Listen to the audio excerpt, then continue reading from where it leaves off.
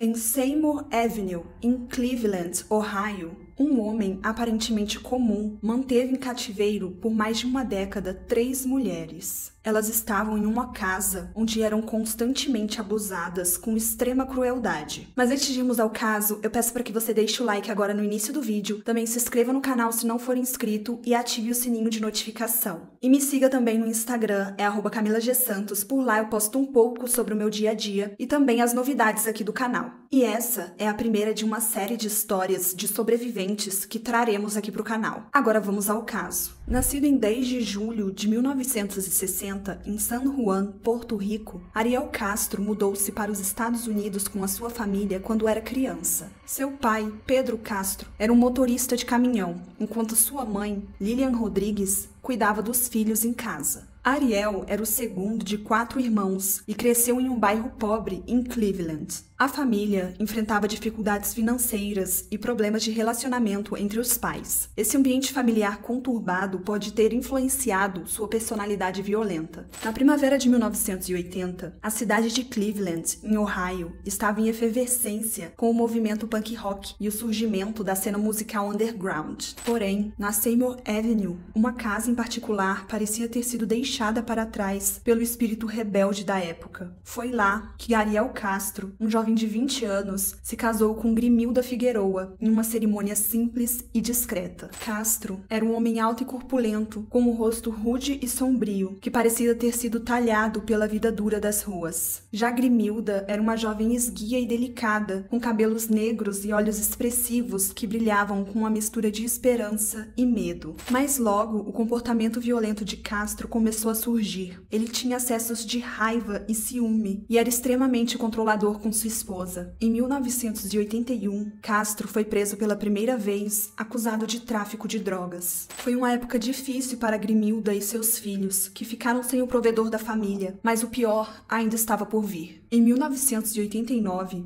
Castro foi preso novamente, dessa vez por agredir brutalmente Grimilda. Ela conseguiu se separar dele e obteve a custódia dos 4 filhos, mas ainda assim era perseguida pelo ex-marido. Ele a ameaçava constantemente e em uma ocasião quebrou seu nariz, costelas e braços, além de causar um coágulo em seu cérebro. Grimilda lutou bravamente para proteger seus filhos e se afastar de Castro, mas o trauma físico e emocional que sofreu foi demais para suportar. Ela faleceu em 2012, vítima de um tumor inoperável no cérebro. O ambiente tenso e opressivo da casa na Seymour Avenue, marcado pelas cicatrizes físicas e emocionais das vítimas, é um testemunho da violência que pode acontecer quando o amor é substituído pelo ódio e pela obsessão. Cleveland, Ohio, 2002. A cidade estava mergulhada em uma espécie de letargia, enquanto um homem planejava o sequestro de Michelle Knight, uma jovem mãe que lutava para recuperar a guarda de seu filho. Michelle Knight não fazia ideia do que a aguardava naquela manhã fria e cinzenta. Ela caminhava sozinha pelas ruas tentando encontrar o caminho certo para a audiência, quando um homem se aproximou dela com um sorriso falso nos lábios. Ariel Castro se ofereceu para ajudá-la a encontrar o caminho, e Michelle, sem suspeitar de nada, aceitou a ajuda.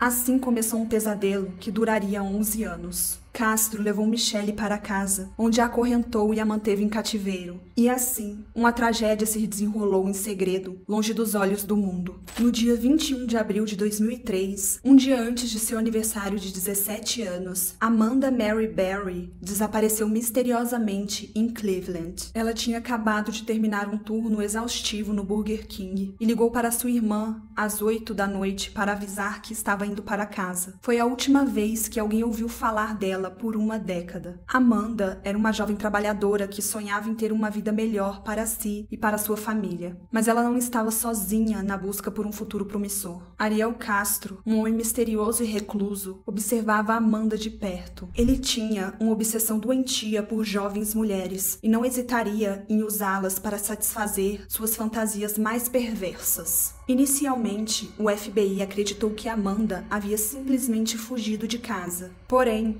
Após uma semana de seu desaparecimento, Castro entrou em contato com a mãe da garota e avisou que ela estava com ele e voltaria em breve para casa. Mas isso não aconteceu, e Amanda se tornou a pessoa mais procurada dos Estados Unidos, e sua imagem foi estampada em todos os jornais, programas e revistas do país. Uma vidente chegou a declarar publicamente que a garota havia morrido afogada. Essas notícias foram um golpe devastador para Luana Miller, mãe de Amanda, que morreu em 2006 de insuficiência cardíaca, sem nunca saber o paradeiro da filha. Georgina Lynn de Jesus, ou Gina de Jesus, como era conhecida, era a terceira garota sequestrada por Ariel Castro. Ela tinha apenas 14 anos de idade e desapareceu enquanto estava a caminho da escola, no mesmo quarteirão em que Amanda Berry trabalhava. No dia 2 de abril de 2004, Gina foi vista pela última vez usando um telefone público por volta das 3 da tarde. Depois, ela aceitou a carona de Castro até em casa, mas jamais chegou lá. Gina era a melhor amiga das filhas de Castro, e isso fez com que a garota confiasse no homem que a sequestraria por mais de uma década. Ela também entrou para a lista das pessoas mais procuradas da América, assim como suas companheiras de cativeiro. E seus pais, desesperados, gritavam seus nomes pelas ruas da cidade e colavam cartazes nos postes, enquanto as garotas eram mantidas acorrentadas e torturadas por Castro por trás das cortinas fechadas da casa número 2207 da Seymour Avenue. As 3 jovens foram submetidas a condições inimagináveis durante os anos em que estiveram presas. Elas foram mantidas trancadas em quartos escuros, sem acesso a banheiro e comida adequada. Amanda Berry deu à luz a sua filha, Jocelyn, em cativeiro, após ser forçada a fazê-lo sozinha em uma piscina. O sequestrador,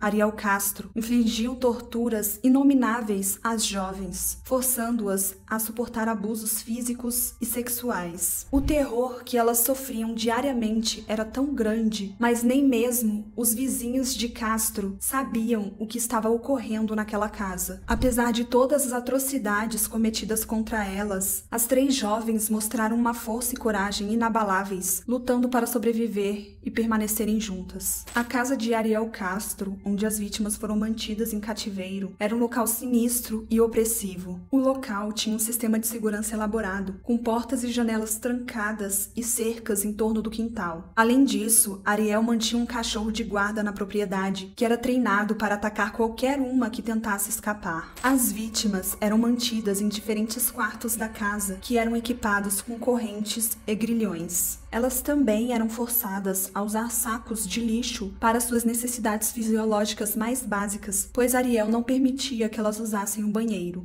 As condições insalubres da casa também contribuíram para o sofrimento das vítimas, que eram forçadas a conviver com a sujeira e o cheiro desagradável do local. O modus operandi de Ariel Castro reflete a psicologia do criminoso, que era movido pelo desejo de poder e controle sobre suas vítimas. Ele se aproveitava da vulnerabilidade das mulheres para subjugá-las e mantê-las sob seu domínio. A prisão das vítimas também permitia que Ariel expressasse sua violência e sadismo de maneira impune. As vítimas relataram que Castro era extremamente cruel, ameaçando a matar elas e seus familiares caso elas tentassem fugir. Ele também as submetiam a uma lavagem cerebral, dizendo que as famílias haviam parado de procurá-las e que ninguém ligava mais para elas. Em seu primeiro dia em cativeiro, Michelle foi amordaçada, presa e abusada 5 vezes. Ela ficou suspensa em um gancho para carnes preso ao teto por mais de um dia inteiro, sangrando e com dores insuportáveis. Durante todo o tempo em que esteve presa, ela foi tratada como um objeto e sofreu os piores abusos que alguém pode sofrer. Ariel Castro não estava sozinho naquele momento. Ele contava com a ajuda de seu irmão Pedro e de um amigo que haviam ajudado a construir as câmaras secretas onde as mulheres seriam mantidas em cativeiro. A tensão e o perigo eram constantes. E além disso, Castro fez questão de manipulá-las, colocando uma contra a outra, fazendo com que elas se sentissem isoladas e impotentes. Durante 10 anos, membros da família de Castro visitaram a casa sem saber que ele mantinha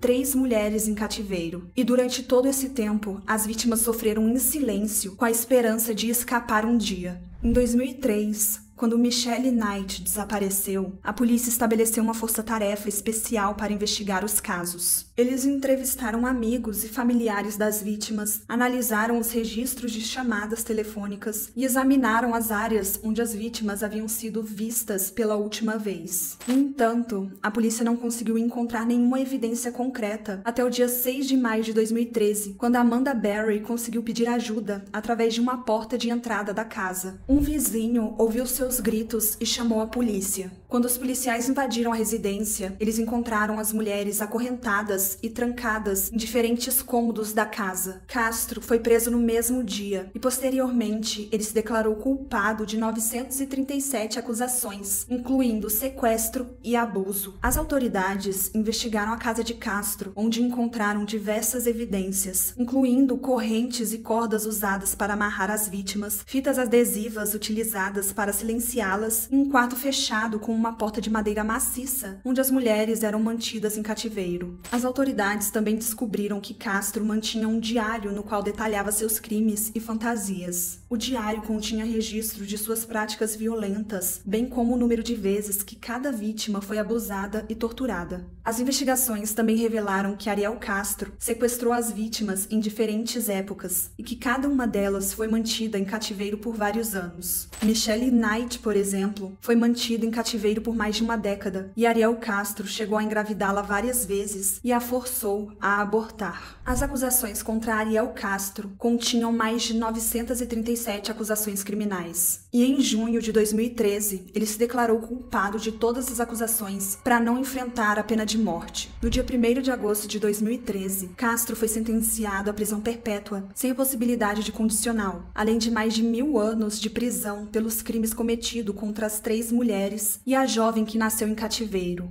Durante o julgamento, as vítimas tiveram a oportunidade de confrontar Castro e dar os seus depoimentos sobre os anos de cativeiro. As vítimas do sequestro de Cleveland receberam apoio e tratamento psicológico após a libertação, mas muitas delas continuaram a lutar contra o trauma da experiência por muitos anos. Em 2015, Michelle mudou seu nome para Lily Rose Lee e publicou um livro sobre sua experiência no cativeiro. O sequestro em Cleveland teve um impacto na comunidade local e na sociedade no geral. O caso também levantou a discussão sobre o papel da polícia e das autoridades na prevenção de crimes violentos. A resolução do caso Ariel Castro começou com a coragem de Amanda Berry em chamar a atenção dos vizinhos e pedir por ajuda. Foi isso que levou à descoberta das outras vítimas e o resgate de todas elas. A polícia realizou uma investigação minuciosa, coletando evidências e depoimentos para construir o caso contra Castro. O julgamento foi acompanhado de perto pela mídia e pela sociedade em geral, que ficou chocada com a gravidade dos crimes cometidos por ele. Após a sentença, muitos se perguntaram como um crime tão brutal ocorreu por tantos anos sem que ninguém percebesse. As vítimas, suas famílias e a comunidade como um todo sofreram um grande impacto por causa dos crimes cometidos por Ariel Castro, mas a coragem e a determinação das vítimas em sobreviver e superar a tragédia foram inspiradoras. E como disse a Procuradora-Geral dos Estados Unidos, as 3 mulheres resgatadas são verdadeiras heroínas e exemplos para todos nós. As vítimas tiveram suas vidas transformadas para sempre. Elas sofreram danos físicos e psicológicos e lutam para se recuperar até hoje. O caso Ariel Castro é um exemplo assustador de como a maldade humana pode chegar a limites inimagináveis e como é importante que a sociedade esteja atenta a sinais de abuso e violência para evitar que crimes semelhantes aconteçam. Essa história de sobrevivência e coragem nos lembra da importância da empatia e da solidariedade humana, mesmo nos momentos mais difíceis. E essa é uma história que nunca será esquecida. Bom, gente, esse foi o vídeo de hoje. Deixe nos comentários se você já conhecia esse caso e também se tiver algum caso que queira ver aqui no canal, é só pedir. Nos vemos no próximo vídeo. Até mais.